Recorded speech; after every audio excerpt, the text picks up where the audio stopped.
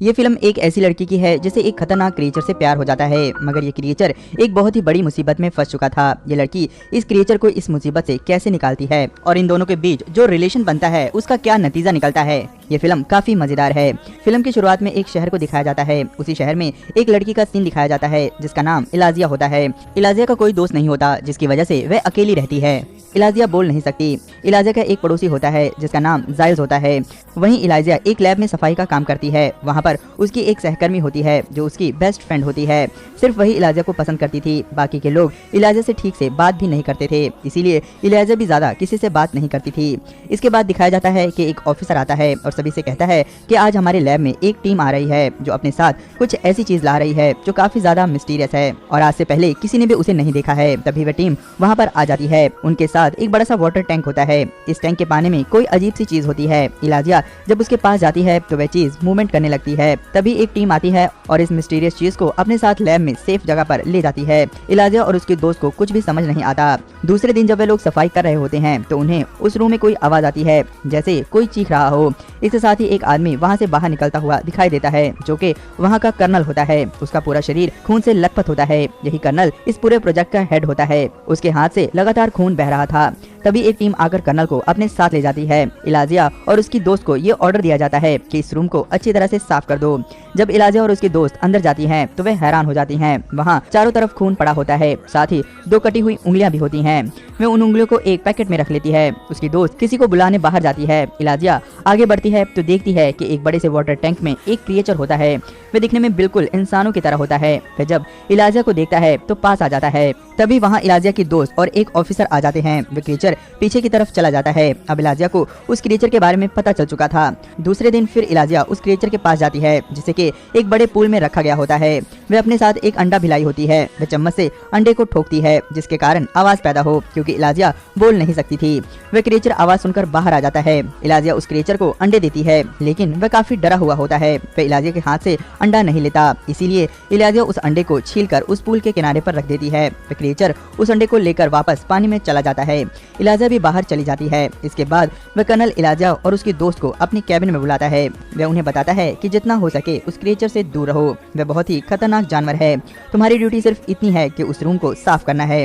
लेकिन इलाजिया कर्नल की बात नहीं मानती। दूसरे दिन इलाजिया फिर अंडे लेकर जाती है, साथ ही एक म्यूजिक सिस्टम भी ले जाती है। वह म्यूजिक बजाती है, साथ ही अंडा निकाल कर किनारे पर रख देती है। वह क्रिएचर बाहर आता है और म्यूजिक सुनने के साथ साथ अंडे खाने लगता है। इलाजिया भी वहीं पर अपना लंच खत्म करती है। इस तरह इलाजिया डेली लंच के समय वहाँ पर आकर अपना टाइम स्पेंड करने लगती है। उसे क्रिएचर की भाषा तो नहीं समझ आ रही थी, लेकिन फिर भी दोनों में अच्छी दोस्ती हो गई थी। इस तरह एक दिन में दोनों इसी तरह एंजॉय कर रहे होते हैं कि तभी वहाँ पर डॉक्टर आ जाता है। वह इन दोनों को आपस में बातें करते सुन लेता है, लेकिन वह इसे देखकर छुप जाता है। वह डॉक्टर इस क्रिएचर पर अपनी रिसर्च कर रहा था। वह समझ जाता है कि इन दोनों के बीच एक रिलेशन बन चुका है। वह डॉक्टर एक साइंटिस्ट होता है जो अमेरिका के लिए रिसर्च कर रहा होता है, साथ ही वह एक जर्मन एजेंट भी होता है। दूसरे दिन इलाजिया सफाई करने के लिए जैसे अंदर जाती है तो वह हैरान हो जाती है, क्योंकि उस क्रिएचर को जंजीरों से बांधा गया था। साथ ही वह क्रिएचर बहुत ज्यादा घायल होता है। तभी उसे पता लगता है कि कोई इस तरफ ही आ रहा है तो वह जल्दी से छुप जाती है। कर्नल और उसकी टीम अंदर आते हैं। वहाँ पर एक इलेक्ट्रॉनिक रॉड पड़ा होता है। कर्नल उस रॉड को उठाकर क्रिएचर को इलेक्ट्रिक शॉक देता है। क्रिएचर बहुत ही ज्यादा तड़पता है। तभी वहाँ पर जर्नल आता है। वह उस क्रिएचर को देखकर बहुत ही ज्यादा खुश होता है। वह कहता है कि उन्हें नहीं पता था कि ये इतना बड़ा क्रिएचर होगा। मैंने तो सोचा था ये बहुत ही छोटा होगा। कर्नल बताता है कि अमेज़न के जंगलों में रहने वाले लोग इसे अपना भगवान समझते हैं और इसकी पूजा करते हैं। कर्नल कहता है कि अगर हमें इसके बारे में पता करना है तो हमें इसे मारना पड़ेगा, क्योंकि तभी हमें ये पता चलेगा कि इसकी बॉडी में ऐसा क्या खास है। डॉक्टर कहता है कि इसकी हालत बहुत खराब है। सबसे अलग बात यह है कि ये 2 जगह से सांस ले सकता है। हमें इस पर रिसर्च करनी चाहिए। इसे मारने में कोई फायदा नहीं होगा। कर्नल डॉक्टर की बात मानने को तैयार नहीं होता। डॉक्टर कहता है कि अगर इसे हमने तुरंत पानी में नहीं छोड़ा तो ये कभी भी मर सकता है। क्रिएचर को पानी में डाल दिया जाता है। वह डॉक्टर सभी को कहता है कि आप इस क्रिएचर को मार नहीं सकते। जनरल कहता है कि तुम मुझे मत समझाओ कि मुझे क्या करना है। मेरे पास पूरी अथॉरिटी है। मैं इस क्रिएचर के साथ जो चाहे करूं, ये मेरी मर्जी है। वह कर्नल से कहता है कि इस क्रिएचर की चीड़ फाड़ करके जल्द से जल्द मुझे रिपोर्ट दो। आखिर पता तो चले ये चीज क्या है। डॉक्टर ये सुनकर काफी दुखी हो जाता है। वह इस बेजुबान क्रिएचर को मारना नहीं चाहता था। इलाजिया ने भी कर्नल और जनरल के बीच हुई सारी बातें सुन ली थी। उसे भी सारी बात समझ आ चुकी थी। वह भी बहुत ज्यादा दुखी हो जाती है। वह घर आकर जाइल्स को सारी बात बताती है। वे लोग उसे मार देंगे, हमें कुछ करना चाहिए। लेकिन जाइल्स इलाइजा को समझाता है कि उसे जिन लोगों ने कैद किया है वे लोग बहुत पावरफुल लोग हैं और हम लोग आम इंसान हैं। ये कहकर जाइल्स बाहर चला जाता है। इलाइजा बहुत दुखी हो जाती है। तभी जाइल्स सोचते हैं कि आखिर इलाइजा का मेरे सिवाय है ही कौन। इसीलिए वह वापस आते हैं और इलाइजा से कहते हैं कि हम फैमिली हैं और हम तुम्हारा साथ देंगे। वे दोनों प्लान बनाते हैं। सबसे पहले इलाइजा वहां पर जाकर सारे कैमरे को ऊपर की तरफ कर देती है, जिससे कि किसी को भी कुछ भी पता न चल सके कि इस क्रिएचर को कौन ले गया है। इसके बाद वह एक कार्ट में ढेर सारे टावल डाल देती है। इसके बाद वह उस पूल में उस क्रिएचर के पास जाती है और उसे बाहर निकालने की कोशिश करती है। तभी वहाँ पर डॉक्टर आ जाता है। इलाइजा उसे देखकर डर जाती है, लेकिन डॉक्टर भी उस क्रिएचर की जान बचाना चाहता था, इसीलिए वह उन जंजीरों की चाबी इलाइजा को दे देता है। वह उसे खोलकर उस कार्ट में डाल देती है। वह जब कार्ट को लेकर जा रही होती है तो रास्ते में उसे उसकी फ्रेंड मिलती है। वह तुरंत समझ जाती है कि इलाइजा क्या कर रही है। पहले तो वह उसे मना करती है, मगर जब इलाइजा उसे सारी बात बताती है तो वह समझ जाती है और उसे जाने देती है।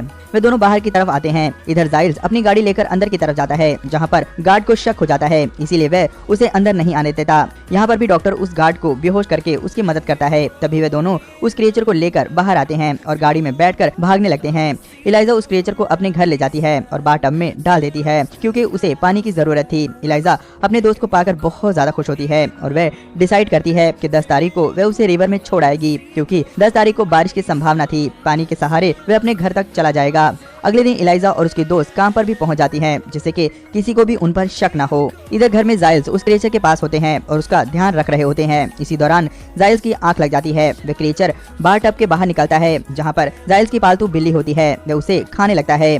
तभी जाइल्स की आंख खुल जाती है। वह उसे ऐसा करने से मना करता है। वह क्रिएचर जाइल्स को घायल करके बाहर की तरफ भाग जाता है। तभी इलाइजा वहाँ पर आ जाती है। जाइल्स उसे सारी बात बताते हैं। वे कहते हैं कि वह काफी डर गया था, इसमें उसका कोई कसूर नहीं है, जाओ और उसे जल्द से जल्द लेकर आ जाओ। इलाइजा तुरंत ही जाती है और उसे एक सिनेमा हॉल से पकड़कर वापस घर ले आती है। वह क्रिएचर फीलिंग रखता था, इसीलिए वह जब घर आता है तो उसे अपनी गलती का एहसास होता है। वह जाइल्स के सर पर हाथ रखकर कहता है कि वह भी उसके सर पर हाथ रखे। जाइल्स ऐसा ही करते हैं। वह हैरान हो जाते हैं कि देखते ही देखते उनकी चोट के घाव पूरी तरह से ठीक हो गए थे। उन्होंने अपने सर को पकड़ा तो पता चला कि उनके गंजे सर पर बाल भी आ चुके हैं।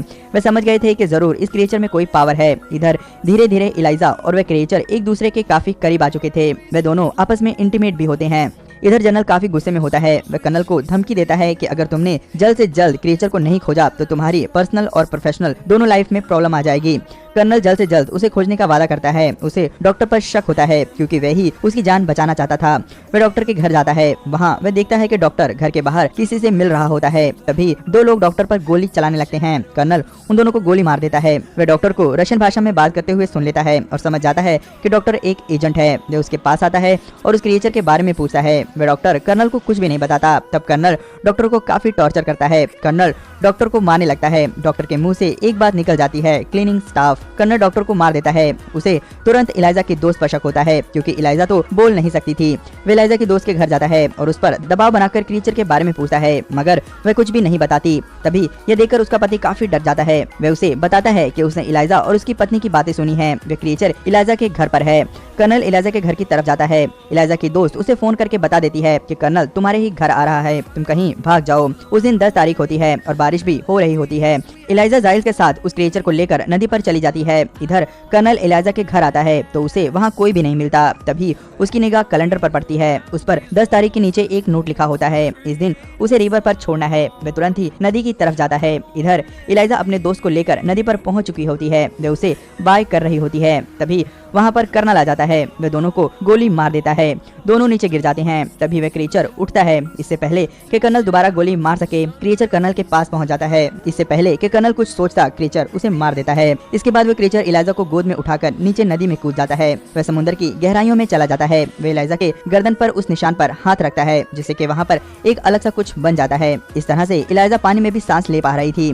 साथ ही वह क्रिएचर इलाइजा को जीवित कर देता है। उसके पास बहुत ही पावर्स होती हैं। वह उसे लेकर गहरे समुद्र में चला जाता है, जहाँ पर दोनों एक दूसरे को गले लगा लेते हैं। इलाइजा भी पानी में उसी के साथ रहने लगती है और इन दोनों की प्रेम कहानी यहीं खत्म हो जाती है। दोस्तों, इस कहानी में अगर इलाइजा का कैरेक्टर आपको अच्छा लगा हो तो इलाइजा के लिए एक लाइक जरूर करें और आगे भी हमारे साथ बने रहने के लिए और ऐसी मजेदार वीडियोस के लिए चैनल को जरूर सब्सक्राइब कर लें। धन्यवाद।